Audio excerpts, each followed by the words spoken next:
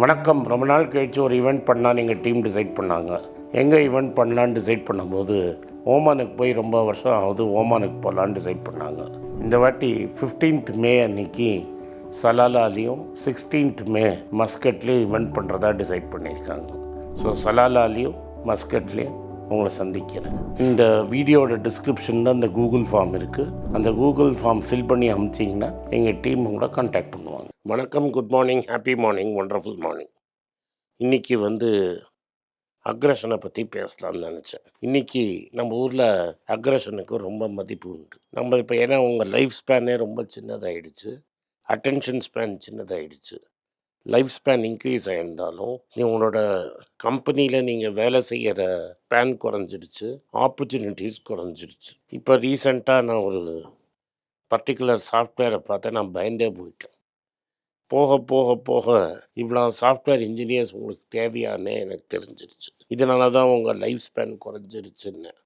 உடனே நீங்கள் லைஃப் ஸ்பேனை பற்றி சொல்லிட்டீங்க. அதிங்க ஆக்டிவ் யூஸ்ஃபுல் லைஃப் ஸ்பேனை சொல்கிறேன். இது நம்ம ஊரில் ஒரு பெரிய கிரைசிஸை கொண்டு விடும் அப்படின்னு நான் நம்புகிறேன். பட் எனிவே, இந்த அக்ரெசிவ் பீப்புள் பல விஷயங்கள் இருக்கும். ஸோ அவங்க வெளியில் பார்க்கறதுக்கு ரொம்ப ஹம்பிளாக இருப்பாங்க, ரொம்ப சிவிலைஸ்டாக இருப்பாங்க, ரொம்ப பொலைட்டாக இருக்காங்க. பட் ஆஃபன் அவங்க பல பேரோட ஹிடன் ஃப்ரஸ்ட்ரேஷனோட டீல் பண்ணணும். இவங்களால் அவங்களுக்கு இன்ஃப்ளூயன்ஸ் அண்ட் கண்ட்ரோலுங்கிறது ரொம்ப இம்பார்ட்டண்ட்டாக இருக்கும். அதனால் ரொம்ப அக்ரெசிவாக போய் எந்த லெவலில் போனாலும் அதை நம்ம கண்ட்ரோல் எடுத்துக்கணும்னு பார்ப்பாங்க. சம்டைம்ஸ் அவங்களோட லைஃப்பில் இருக்கிற ஃபண்டமெண்டல்ஸை விட்டுட்டு அந்த அக்ரெஷனில் அவங்க போவாங்க. நான் இன்றைக்கி 2 கதை சொல்லலான்னு நினச்சேன். இந்த 2 கதையிலையுமே உங்களுக்கு கிளியராக புரியும் ஏன் ஷார்ட் டேர்மில் அக்ரெசிவ் பீப்புள் சக்ஸஸ்ஃபுல்லாக இருப்பாங்க, லாங் டேர்மில் ஏன் இந்த அக்ரெசிவ் பீப்புளுக்கு ப்ராப்ளம் வரும் அப்படிங்கிறத உங்கள்கிட்ட பேசலான்னு நினச்சேன். ஃபஸ்ட்டு என்னோடய எக்ஸாம்பிள் இந்தியா சிமெண்ட்ஸ். இந்தியா சிமெண்ட்ஸோட ஓனர் பேர் என் ஸ்ரீனிவாசன் பேர். என் ஸ்ரீனிவாசன் அவங்க அப்பாவோட ஃபேமிலி ஃப்ரெண்டோட சேர்த்து தான் சிமெண்ட்டு கம்பெனி இருந்தது. அவர் மேனுவர் பண்ணி, இன்ஃபேக்ட் அவரோட சிமெண்ட்டோட பாப்புலர் பிராண்டே ஒரு கசினோட பேர் தான், சங்கர் சிமெண்ட் அப்படின்னு. அந்த சங்கர் இப்போ இறந்துட்டார். அவர் தான் சன்மார்க் குரூப்பை நடத்திட்டு இருந்தார். அந்த ஃபேமிலியும் இந்த இந்தியா சிமெண்ட்ஸ் ஃபேமிலியும் டைட் வெரி க்ளோஸ்லி. ஆனால் அவர் அக்ரஷன்லையும் மேனுவர் பண்ணி அந்த கசின்ஸை அந்த கம்பெனிலேருந்து வெளில தள்ளிட்டார். கடைசியில் அவர் பிரதரையும் வெளில தள்ளிட்டார். அவர் பிரதர் பேர் என்எஸ் ராமச்சந்திரன் பேர், அவரையும் வெளில தள்ளிட்டார். ஸோ இதெல்லாம் பயங்கர அக்ரெசிவ் ஸ்ட்ரீக்கு. அந்த சமயத்திலே உங்களுக்கு தெரியும் இவர் ரொம்ப அக்ரெசிவ்னு. அதுக்கப்புறம் ஒரு பிளான்ட்டை க்ரோ பண்ணணுங்கிறச்ச ஆர்கானிக்காக க்ரோ பண்ணலை. ஆர்கானிக்காக க்ரோ பண்ணாமல் அக்வசிஷனில் பெருசாக இறங்கினார். அண்ட் இந்த அக்வசிஷனை ஃபண்ட் பண்ணுறதுக்கு கடன் வாங்கினார். இப்போ ராசி சிமெண்ட்ஸ் அப்படிங்கிற ஒரு கம்பெனியை ஆந்திராவில் வாங்கினது ரொம்ப சர்ச்சைக்கு வந்தது. இது அந்த ப்ரமோட்டர் விற்கிறதுக்கு ரெடியாக இல்லை. அந்த ப்ரமோட்டருக்கு நிறைய பொண்ணு தான். அந்த பொண்ணுங்க வந்தோடனே ஒரு மாப்பிள்ளையை கவர் பண்ணி அவரோட ஷேர்ஸை வாங்கி அந்த ஓனர் பின்னாடியே முதுகில் குத்தி அந்த கம்பெனியை முழுங்கிட்டாங்க. பின்னாடி போனீங்கன்னா இது வெல் டாக்குமெண்டடாக இருக்கும். இதெல்லாம் பண்ணாரா? ஒன்று ஒரு டெக்னாலஜியாக போச்சா? அப்புறம் ஒழுங்காக டெட்டை வச்சு இந்த கம்பெனியை வாங்கினாரா? அப்போ நம்ம இதில் ஃபோக்கஸ் பண்ணியிருக்கணுமா? ஆனால் நம்மளுக்கு பப்ளிசிட்டி ஆசை வந்துடுச்சு. ஏன்னா பவர் அண்ட் இன்ஃப்ளூயன்ஸ் தான் நம்மளுக்கு ரொம்ப முக்கியம். உடனே அவர் என்ன பண்ணார், போய்க்கு செஸ்ஸில் இறங்கினார். செஸ் பாலிட்டிக்ஸில் இறங்கி செஸ் ஃபவுண்டேஷன் ஐசிஎஃப்னு செஸ் ஃபெடரேஷனுக்கு ஹெட் ஆனார் முதல்ல. அவரோட ஃப்ரெண்டு ஒரு செட்டியார் ஒருத்தர் இருந்தார். அவர் தான் ஸ்பீக்கர் நடத்திட்டு இருந்தார். அவரும் ஒரு ஃபெயிலியர் பிஸ்னஸ்மேன்.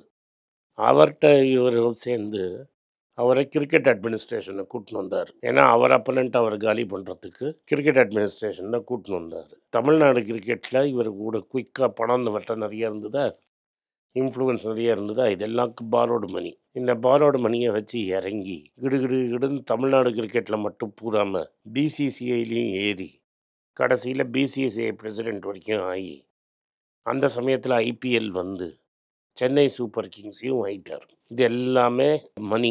நீங்கள் ஏற்கனவே ஒரு டெட் ரிடன் கம்பெனியில் கடனை வாங்கி நீங்கள் டெக்னாலஜி வேறு ஓல்டு பிளான்ட்டு, இந்த பிளான்ட்டெல்லாம் நீங்கள் பிஸ்னஸ் ஓன் ஷேர் ஹோல்டர் உன்னை நம்பி காசு போட்டிருக்கான். அந்த ஷேர் ஹோல்டரையும் பேங்க்கையும் பார்க்காம நீ செஸ்ஸை நடத்துகிறேன், கிரிக்கெட்டை நடத்துகிறேன்னு அங்கே போயிட்டீங்க. கடைசியில் என்ன ஆச்சுன்னா உங்கள் பொண்ணு ஏவிஎம் ஃபேமிலியில் ஒரு பையனை கல்யாணம் பண்ணிக்கிச்சு. அந்த பையன் 10ஆம் கிளாஸ் தான் பாஸ். அவனுக்கு பெருசாக கேரியர் கிடையாது. நம்ம யாரை வச்சு காலி பண்ணோம்? மாப்பிள்ளையை வச்சு காலி பண்ணோம். நம்மளுக்கு வினய் சும்மா விட்டுதா? மாப்பிள்ளை ஒருத்தனை டம்மியாக பிடிச்சிருச்சு உன் பொண்ணு. அதுக்கப்புறம் என்ன பண்ண, சும்மா இல்லாமல் அவரை கொண்டு போய் கிரிக்கெட் டீமில் உட்காத்தி வச்சு அவர் பொழுது போகாமல் 4 பெட்டிங் பண்ணி 2 வருஷம் டீமையும் பேன் பண்ணாங்க. அதெல்லாம் வரலாறு, நீங்கள் போய் பார்க்கணும். இங்கேருந்து லாயரை கூட்டிகிட்டு போய் ஹியரிங் போய் எவ்வளோ பப்ளிக்காக ஹியூமிலியேட் ஆக முடியுமோ பப்ளிக்காக ஹியூமிலியேட் ஆனார். கடைசியில் இந்த கடனை ஒழுங்காக அடைக்க முடியாமல் அந்த கம்பெனியே முழுகிற லெவலுக்கு போயிடுச்சு. இனிமேல் இந்த கம்பெனியை இனிமேல் முழுகி இந்த கம்பெனியை நடத்த முடியாது, பொண்ணுக்கும் தகுதி இல்லை கம்பெனியை நடத்தன்னு தெரிஞ்சோடனே ஆதித்யா பிர்லாய்க்கு நல்ல விலைக்கு வித்துட்டார். இங்கிலீஷில் ஒன்று சொல்லுவாங்க, if you live by this sword you die by this sword. நீங்கள் கத்தியால் வாழ்ந்தீங்கன்னா கத்தியால் உங்களுக்கு இழப்பு வரும் அப்படின்னாரு. அவர் பண்ணதில் எதுவும் தப்பே கிடையாது. லீகலி அவர் பண்ணது எல்லாம் கரெக்ட். ஆனால் மாரல் எத்திக்ஸ்னு இருக்குது. ஒரு மனுஷன் கஷ்டப்பட்டு கம்பெனி ஆரம்பித்ததை நீங்கள் கையெடுத்து பிடிங்கினீங்கன்னா நாளைக்கு திரும்பி உங்களுக்கு சர்க்கிள் வரும். ஓவர் அக்ரெஷனில் போனது, கம்பெனியை கவனிக்காமல், நானே ஒரு ஷேர் ஹோல்டர், கம்பெனியை லாபதாரமாக நடத்தி கடனை கண்ட்ரோலில் கொண்டு வராமல் கொண்டு போனதில் கம்பெனி கைவிட்டு போயிடுச்சு. லக்கிலி கம்பெனி போன இடம் ஒரு நல்ல இடம், அதனால தப்பிச்சுது. ஸோ அக்ரெசிவ் பீப்புள் இது மாதிரி இருந்தாங்கன்னா நீங்கள் கேர்ஃபுல்லாக இருக்கணும். நம்ம போய் அவங்களோட போட்டி போடணுன்னு அவசியமே கிடையாது. போட்டி போட்டால் நம்ம மேலே விழுந்து பிடுங்கும். தமிழில் சொல்லுவாங்க, எங்கள் அம்மா சொல்லுவாங்க, நிறைய இடமா போனால் என்ன, வடமாக போனால் என்ன, மேலே விழுந்து பிடுங்காமல் இருந்தால் சரி. அதனால் இது மாதிரி அக்ரெசிவ் பீப்புளை நம்ம கம்ப்ளீட்டாக அவாய்ட் பண்ணுறது உங்களுக்கும் நல்லது, அவங்களுக்கும் நல்லது. அடுத்தது கதை. நுஸ்லி வாடியான்னு ஒருத்தர் இருந்தான், இருக்கார் இன்னும். நுஸ்லி வாடியாவுக்கு 80க்கு மேலே வயசாயிடுச்சு. நுஸ்லி வாடியாவோட ஃபேமிலிக்கும் ஜேஆர்டி டாட்டாவுக்கும் ஒரு டைப் உண்டு.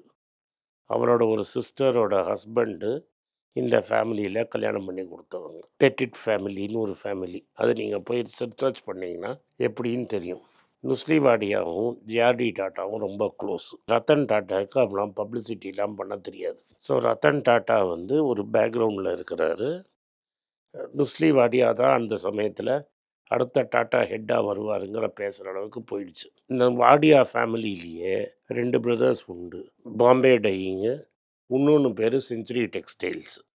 2ம் அண்ணன் தம்பிகிட்ட இருந்தது. செஞ்சுரி டெக்ஸ்டைல்ஸோட தம்பிக்கு பசங்க கிடையாது. அவர் அந்த கம்பெனியை விற்றுட்டு வெளிநாட்டுக்கு போய் செட்டில் ஆகிட்டார். இந்த பாம்பே டையிங்கோட ஓனரும் இந்த கம்பெனியை விற்றுட்டு வெளிநாட்டுக்கு போய் செட்டில் ஆகிடலான்னும் போது ஜேஆர்டி டாட்டா தான் பேசி இந்த பாம்பே டையிங்கை நுஸ்லி வாடியாவுக்கு வாங்கி கொடுத்தாரு. நுஸ்லி வாடியா பயங்கர அக்ரெசிவ், எல்லாம் அந்த அரசியல் கிரசியல் எல்லாத்துலேயும் இன்வால்வ்டு. நீங்கள் பின்னாடி போய் ஹிஸ்ட்ரி பார்த்தீங்கன்னா உங்களுக்கு தெரியும். அவர் அம்பானியோட ஒரு போர் போட்டார். அம்பானி சின்ன பையனாக இருக்கும்போது, அது திருபாய் அம்பானி. திருபாய் அப்போ வந்து 2 விதம் இருந்தது. டிஎம்டின்னு ஒரு மெத்தட் ஆஃப் மேக்கிங் பாலியஸ்டர், இன்னொன்று பிடிஏ. எது ஸ்ட்ராங்காக இருக்கும், எந்த காம்பவுண்டை யூஸ் பண்ணி பண்ணலாங்கும்போது 2 பேருக்கும் பயங்கர போர். பாம்பே டையிங் ஓல்டு மணி, ரொம்ப அக்ரெசிவான ஓல்டு பார்சி மணி. டெக்ஸ்டைல்லையும் ஷிப் பில்டிங்லேயும் 500 வருஷம் இருந்தவங்க. அவன் அக்ரெசிவாக போய் மோதினது அம்பானியோட. அம்பானி தெருவிலேன்னு வந்தவன், திரும்பி தெருவுக்கு போவானான்னு தெரியும் அவனுக்கு. அந்த நடந்த மோதலில் அம்பானி வாடியாவை க்ரஷ் பண்ணிட்டான். அவன் மேலே பல கேஸு வந்து ப்ராப்ளம் ஆகி அதெல்லாம் நீங்கள் ஹிஸ்ட்ரியில் படிங்க. சரி, அதுக்கப்புறம் பாம்பே டையிங் இருக்குது, பிரிட்டானியா வாங்கிட்டார். இது 2த்தையும் நடத்திட்டு ஒழுங்காக இருக்கலாமல் ரத்தன் டாட்டாவை வந்து டாட்டா சன்ஸ் சக்ஸஸர் ஆக்கிட்டாங்க. இதெல்லாம் 35 வருஷத்துக்கு முன்னாடி நடந்த கதையை நான் சொல்கிறேன். கடைசியில் இந்த சைரஸ் மிஸ்திரி சண்டையில் ரத்தன் டாட்டாவோடைய சண்டையை போட்டுக்கிட்டு 2 பேரும் கோர்ட்டுக்கு போகிற அளவுக்கு ஆயிடுச்சு. கடைசியில் சுப்ரீம் கோர்ட் ஜட்ஜ் சொன்னார், இப்படி கோர்ட்டுக்கெல்லாம் போட்டு தகராறு பண்ணிக்காதேன்னு. கடைசியில் பெரிய பையனோட சண்டை போட்டு பையன் எனக்கு பிஸ்னஸே வேணான்னு லண்டனுக்கு ஓட்டான். இப்போ திரும்பி பேசி கூட்டின்னு வந்திருக்கிறாரு. நீங்கள் என் ஸ்ரீனிவாசனையும் எடுத்துக்கோங்க, நுஸ்லி வாடியாவும் எடுத்துக்கோங்க, ரொம்ப ஓவராக அக்ரெசிவானா வாழ்க்கையில் எங்கே போய் முடிவீங்கிறது உங்களுக்கே புரியும். இது மாதிரி இடத்துல போய் மாட்டாமல் இருக்கிறதே உங்களுக்கும் நல்லது, அவங்களுக்கும் நல்லது. ஏன்னா அவங்களா தேடி வந்தாங்கன்னா கொஞ்சம் சற்று விலகி நின்னா பெட்டர். அது it will not end well. நன்றி. வணக்கம். இந்த வீடியோ உங்களுக்கு பிடிச்சிருந்ததுன்னா இந்த வீடியோவை லைக் பண்ணுங்கள், எங்கள் சேனலை சப்ஸ்கிரைப் பண்ணுங்கள், பெல் நோட்டிஃபிகேஷன் தட்டுங்க.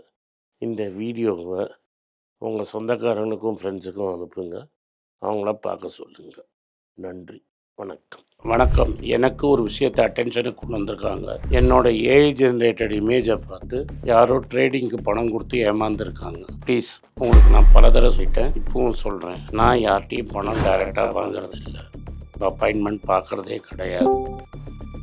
அதனால் என்னை பார்க்கலான்னு யாராவது காசு கேட்டாங்கன்னா இல்லைன்னு சொல்லிவிடுங்க. அடுத்தது, ஒரு இமெயில் ஐடி இருக்குது, அதில் போட்டால் எங்கள் டீம் கான்டாக்ட் பண்ணுவாங்க. அது டைம் ஆகுதுன்னா வினோதோட இன்ஸ்டாகிராம் அக்கௌண்ட்டில் வினோத்தை மெசேஜ் பண்ணுங்கள். அவன் என் தம்பி, அதுலேயும் அவன் காசு கேட்க மாட்டான். காசு கேட்குறாங்கன்னா ஏமாறுறீங்க. யார் என்ன சொன்னாலும் கம்பெனிக்கு செபி அல்லது ஐஆர்டிஏ அல்லது ஆர்பிஐ ரெஜிஸ்ட்ரேஷன் இருக்கணும். இந்த 3 ரெஜிஸ்ட்ரேஷன் ஏதாவது இருந்தால் தான் உங்களோட பணத்தை நீங்கள் கொடுக்கணும். நீங்கள் இன்கேஸ் ஆஃப் இன்சூரன்ஸ் டைரெக்டாக இன்சூரன்ஸ் கம்பெனிக்கு தான் கொடுக்கணும். இன்கேஸ் ஆஃப் ட்ரேடிங் நீங்களே புரோக்கர்கிட்ட போட்டு ட்ரேட் பண்ணணும். மியூச்சுவல் ஃபண்டும் கம்பெனிக்கு தான் கொடுக்கணும். த்ரூ எக்ஸ்சேஞ்சு நீங்கள் வாங்கிக்கலாம். இதெல்லாம் எதுக்கு நான் உங்களுக்கு சொல்கிறேன்னா, யாரையாவது சொல்கிறாங்கன்னு நம்பி ஏமாறாதீங்க.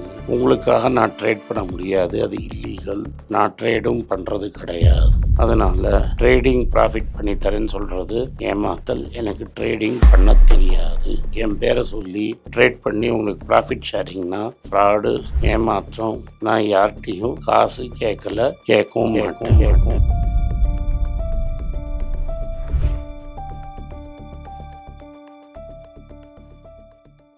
உங்கள் பேராதரவுக்கு மிக்க நன்றி. நான் டோட்டலாக 5 புஸ்தகங்கள் எழுதியிருக்கிறேன். 3 ஆங்கிலத்தில் எழுதியிருக்கிறேன். அதில் 2 தமிழாக மொழிபெயர்த்துருக்காங்க. ஸோ டோட்டலாக 5 புஸ்தகம் ஆச்சு. இந்த 5 புஸ்தகத்துக்கு ஹார்ட் காப்பி வேணும்னா நீங்கள் கீழே இருக்கிற வாட்ஸ்அப் நம்பருக்கு மெசேஜ் அனுப்பிச்சிங்கன்னா எங்கள் டீம் உங்களை கான்டாக்ட் பண்ணுவாங்க. இந்த 5 புஸ்தகங்களில் 3 புஸ்தகம் கிண்டலில் இருக்குது.